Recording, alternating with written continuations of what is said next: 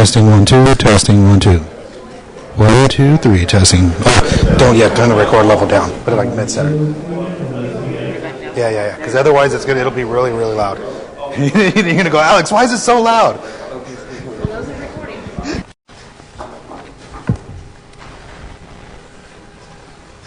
I think it's 10 o'clock, and it looks like we have everybody. Myrtle is... Okay.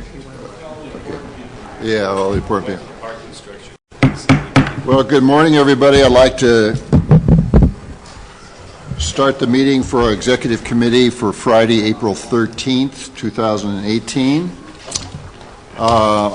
We have a quorum, I would assume. Yes, sir. Okay. And this ought to be an exciting day. We've got a lot of things planned, and I appreciate all the work that's gone into getting this put together. I also like to compliment our Vice Chair, Mr. Mayor Voss, for wielding a heavy gavel in my absence, and he was okay? Okay, good. I appreciate it. Thank you, Steve. First item on the agenda is the approval of meeting minutes for March 9th, 2018. Are there any revisions, changes to those minutes? Move approval for Mr. Voss, second for Mr. Morrison. Any further discussion? All those in favor, please raise your hands. We'll indicate that that's a unanimous vote for approval. Thank you very much. Item number 2. Public comments. Do we have any public comments? I don't believe so. Okay, no public comments. We'll move to reports.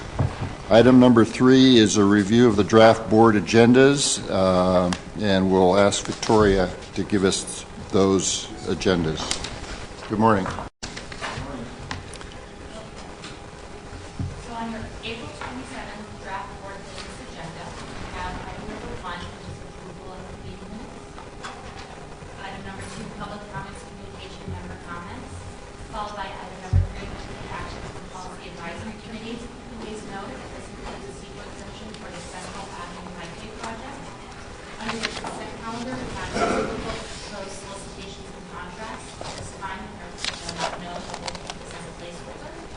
Item number 5 is the FY19 Capital Improvement Program.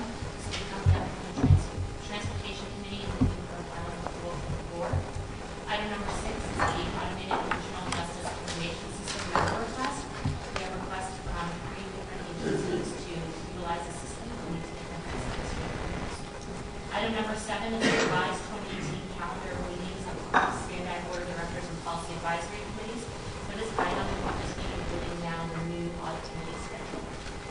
Item number 8, we propose moving to the Transportation Committee agenda. Item number 9 is the related to the RTP litigation, since we be decertifying the 2011 EIR. Item number 10 is your standard report on meetings and events attended on behalf of SANDAC, followed by item number 11, which is the report summarizing delegated actions taken by the executive director. Under the chair's report, we'll have summary of the annual SANDAG Board of Directors retreat, being to 5 minutes. Under reports, item number 13 is the regional growth forecast, preliminary regional forecast results. So then here we'll be asking, giving you 2 bites of the apple. One, to look at the population, housing, and jobs, and we'll be bringing this back so that we can prove these assumptions into the regional transportation. And that's followed by item number 14, which is the closed session. And this is related to the executive director recruitment. This item, please note that we need to get there time certain at 9:30. So based on the outcome of Saturday's interviews, we'll know more information and we'd like to be able to manage the time of this meeting and maybe start it earlier or maybe start. I'd just like to emphasize that Saturday is where the subcommittee is reviewing the finalists for the executive director, and we'll have a recommendation going to the board, which is this item, for the board to interview the finalists. So that's the plan. Oh no, there'll be more than one. There'll be, well, that's up to the subcommittee. There are 4 interviews on Saturday, and 2 should be recommended unless somebody is Yeah. so overwhelmingly requested. No. Next item is item 3B, which is the May 11th draft board policy agenda. Item number 1, standard public comments, communication, member comments. Under reports, we have item number 2, which is the Kelly Novell Drive Station. This is to approve a CEQA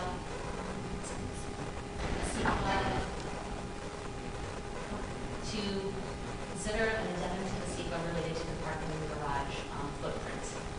Item number 3 is the Sandag Audit Committee membership, and this is to approve the full membership of the Audit Committee. And item number 4, we're bringing back the regional growth forecast assumptions for adoption to be accepted into the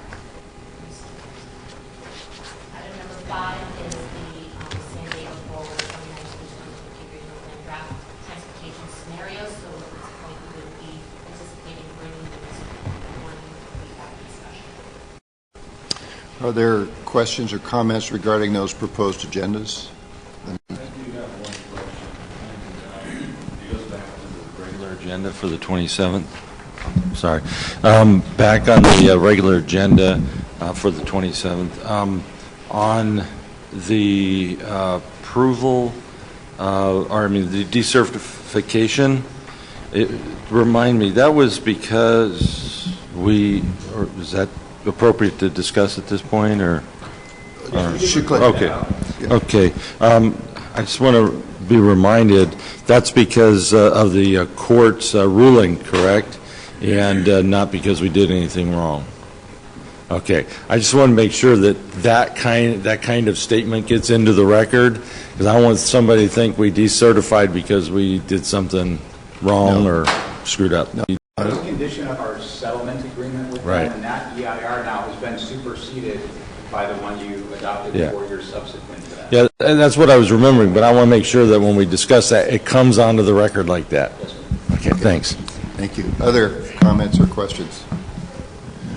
Okay, could I have a motion to approve the proposed draft agendas? Mr. Wells and Mr. Morrison, any further discussion? All those in favor say aye. Aye. And that's unanimous. Thank you very much. Thank you, Victoria. Next item number 4 is our proposed 2018 program budget amendment for the UC San Diego Midcoast improvements, and we have Jim Lithicum to present that. Good morning. Thank you. Good morning. I'm going to try to look over my shoulder while I do this presentation. What I decided this about is over the years we've been working very, very closely with UC San Diego on the construction of the Midcoast trolley project, and they've recently identified some funds to make improvements at the Pepper Canyon station. It's going to be it's going to benefit both parties. So just like to show you what that is right now. Here you can see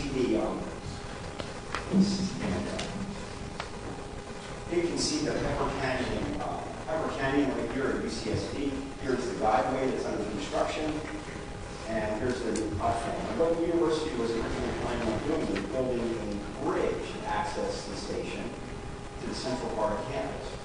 But they have a new planning study in place that says that it calls for raising the grade of the canyon right near the station up here, so that they can build some facilities close by that eliminate the need of the bridge. The reason this is a win for us is because we have excess dirt on the Midcoast project, and it's not going to be any cheaper to dispose of it anywhere else than here, because it's just so close to where the dirt is generated. So this is a total win for us. But one of the problems is that the sewer line that runs through here, and that sewer line needs to be upgraded. So the university has identified $3 million to give us to relocate the sewer line.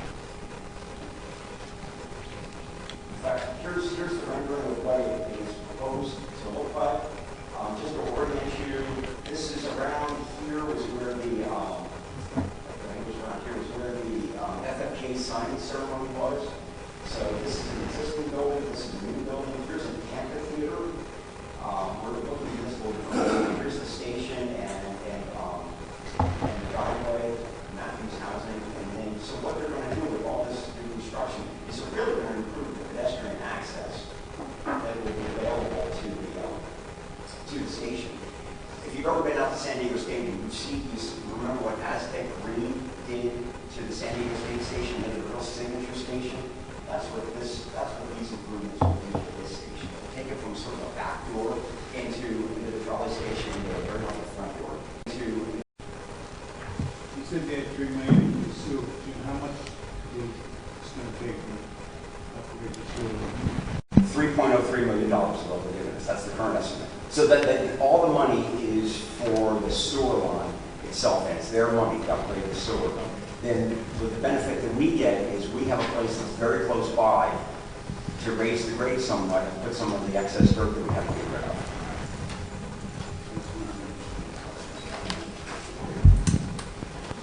You know, this is also a great example of the partnership that we have with UC San Diego. This was just a couple of weeks ago that they identified this $3 million. This has been in the works for a while, but they didn't have any money to do this. So a couple of weeks ago, they identified the funds to do this. And fast forward, we have all the agreements, draft agreements in place. And if you give us the approval to proceed with the sewer work today, our contractor will start ordering materials. We will bring back the environmental clearance for the dirt. The sewer work, they are clearing the environmental. And we'll bring back the environmental clearance for the dirt next month. And with the goal being of moving that dirt this summer while the kids are out of school. That's the reason we're bringing this to the executive committee instead of to the board of directors, because we can't afford to lose those few weeks in order to move the schedule to build it this summer. And there's also a recommendation to make this its own separate CIP, just to keep it away from all the federal rules that have to do with the federal issues, to try to separate out the funds from the FFGA, so it's its own separate CIP project. So the recommendation is that the Transportation Committee recommends the Executive Committee, one, approve an amendment to the fiscal 18 program budget to create a new capital improvement program project for the construction of betterments at Pepper Canyon Station in substantially the same form as shown in attachment 1. 2, accept $3.03 million from UC San Diego to fully fund the project. And 3, authorize the executive director to execute an amendment to the construction cooperative agreement with UC San Diego linked to the betterments in substantially the same form as shown in attachment 2. Jim, is there any, what's the risk of this hurting our schedule or delaying our schedule? None. If something happens and if you don't approve this today, or if we run into problems with the sewer, the contractor will haul dirt, the excess dirt elsewhere. It'll cost a little bit more, but the dirt will be hauled. This will never become the controlling operation. It delays the overall schedule. When the dirt needs to be hauled, they will haul the dirt. Is the critical path the CEQA for the sewer line? No, because that is exempt. Okay. So the university makes that exempt. Okay. Other questions for Jim or any things for clarification? Any discussion? Do I have a motion? Movement from Mr. Voss and second from Ms. Cole. Any further discussion? All those in favor of the recommendation, please raise your hand. I see unanimous. Thank you very much. Thanks, Jim. Let's move to item number 5. This is our legislative status report with Victoria and Robin.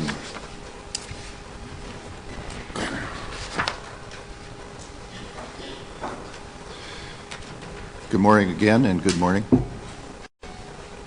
I'll start with an update from the federal government. Good news, as I've been reporting to the committee last month, the FY18 budget was passed and provides $86 billion for transportation projects. This is a $9 billion increase over FY17 levels.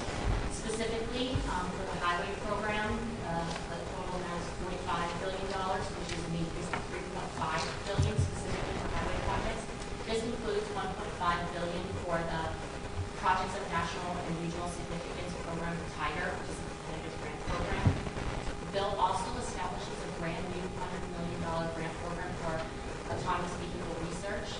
The bill stipulates that should a autonomous vehicle proving ground be selected, the award would be no less something that I said we have to for. Under the Federal Transit Administration, their budget is increased by $1 billion from FY17 for a total of $13.5 billion. Included in this is $1.5 billion for the New Start program, which fully funds the current capacity of New Start projects, including Midcoast. So we are expected to receive a minimum of our recommended allocation of $100 million for FY18. The bill also provides an additional $800 million in transit infrastructure grants. $400 million will go to bus facilities, and an additional $400 million will go for safe good repair. Under the rail side, the rail programs are also increased about $2 billion, and this includes a rail safety grant program, which is funded at $593 million nationwide. For FY17, also budgets allocates that program right now, it only includes $63 million, so there's a substantial increase in that program. In the Department of Homeland Security, the budget includes $7.6 million to hire 328 additional CBP officers. Additionally, the measure allocates $251 million for 14 miles of secondary fence in the San Diego region, and also specifies that the current Protect Mesa Port of Entry would receive approximately $821 million for some modernization projects. Finally, regional leaders have been allocating funds to address the water pollution issues. The omnibus did include $10 million for an EPA grant program, which is targeted towards projects on the U.S.-Mexico border aimed at engineering, planning, and design for related activities related to pipeline, water, and wastewater facilities. This concludes my report, and I'd be happy to answer any questions. So does that mean that you want to You go to that plant? Oh. The funding, the actual EPA program is an existing program. Senator Feinstein, being the appropriator for the state of California, was successful in putting $10 million in there. So while the region would still have to compete, I believe that there's a strong consensus that some funding would go towards our region and the Tijuana. Yeah, right. That's just a big issue. That's the problem. Other questions? One of the questions that we talked about, and it appears to me at least that we've got a lot of potential, and we as an agency need to be competing for and proposing various projects. And one concern was, do we have enough in the pipeline? Are we ready to go to compete on these issues? And I think Kim and everybody is confident that we've got enough things ready to go that we can compete well for some of this money, we hope. Is that correct? Yeah, okay. Busy summer. That's good. Okay, no other questions for Victoria? EIR is done for these kind of monies when they become available to make us more competitive. I think it would be very prudent for this agency. Good comment. Robin? Yes, good morning. So as you may have heard when we had heard from our representatives in Sacramento, we mentioned last month the state legislature is off to a roaring start. They've introduced over 2,300 new bills this year. Of those, Sandex staff has identified just a couple hundred that fall within the purview of our legislative program. So we're definitely going to be digging through all the details of those bills and bringing you updates as they may move through the legislative process. Today, however, we wanted to focus on one bill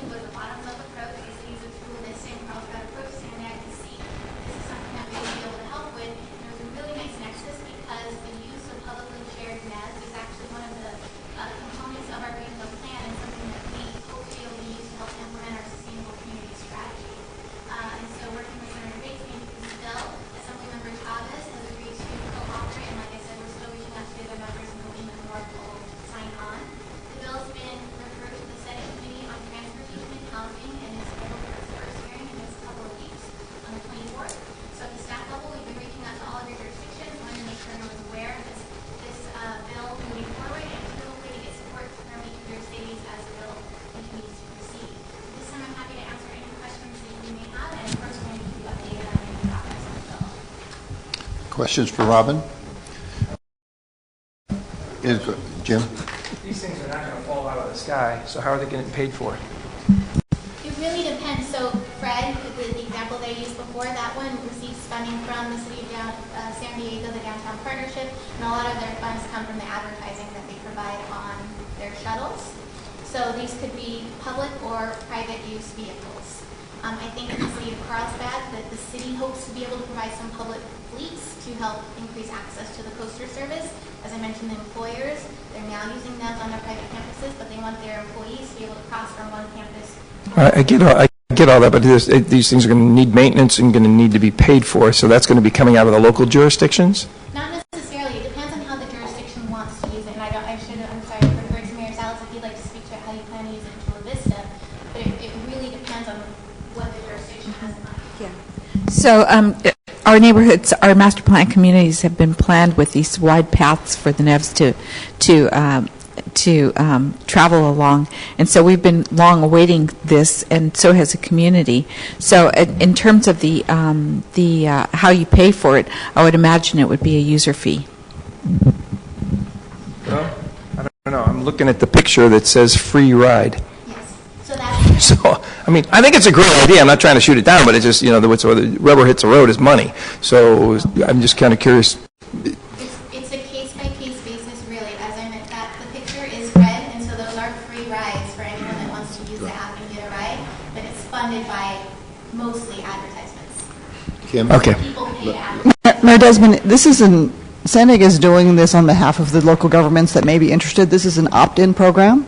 So our role here is basically to just work a legislation rather than having city by city have to carry their own. So we're not necessarily committing any regional funds to this project to implement. It really is up to local jurisdictions and areas that want to do this. It's an opt-in program. Other questions for Robin? Lori? Quick thought, actually. Just a quick thought. I keep talking about rideshare as being designated as transit, so we can use transit dollars. I'm just saying if there's any places where you have high levels of people being dropped off at bus stops or trolleys, and there's a neighborhood adjacent that has under that, could be also the last, half mile. And I think we need to, again, look at this option of rideshare and stuff like this as transit in order to use our transit money other than just on buses. Thanks. Or trolleys. Okay, thank you. Other comments? Questions? Okay, thank you very much. We appreciate the reports.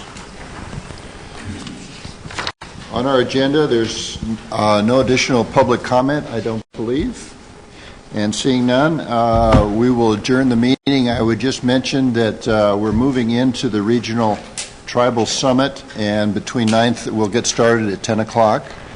But right now, there's an opportunity to maybe meet and talk with the tribal folks that will be here. It's a good opportunity to introduce yourselves, and we're trying to get as much mingling as we possibly can with the delegates. So between 9:30 and 10, it's a good chance to have coffee and introduce yourselves.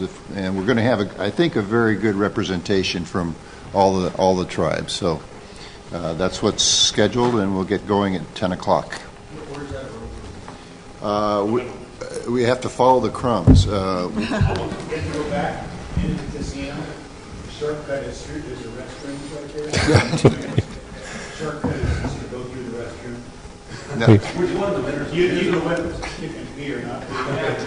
What? Well, anyway, it's right on the other side. Otherwise, you have to go. What is Kim. the name of the room? It's the event center. Jim Roth, the commander of the legs over here.